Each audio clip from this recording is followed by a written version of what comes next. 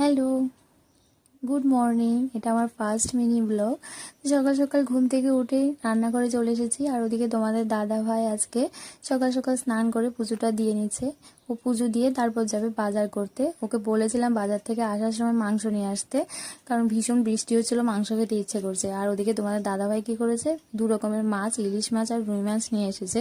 তো যেহেতু আজকে জামাই ষষ্ঠী ছিল আমার বাপের বাড়িতে, যেহেতু জামাই ষষ্ঠী নেই, তো সেই জন্য ওর বাড়িতে এগুলো মানে খুব ইচ্ছে করছিল নাকি ইলিশ মাছ খেতে, সেই জন্য নিয়ে এসেছে।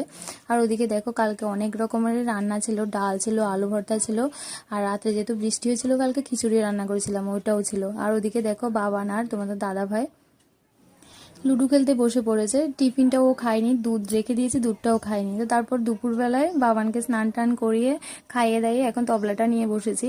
একদমই প্র্যাকটিস হচ্ছে না, তো আজকে ভাবলাম একটু তবলাটা নিয়ে বসাই। তো আজকের মধ্যে মিনি ব্লগ এখানে শেষ করছি, টাটা।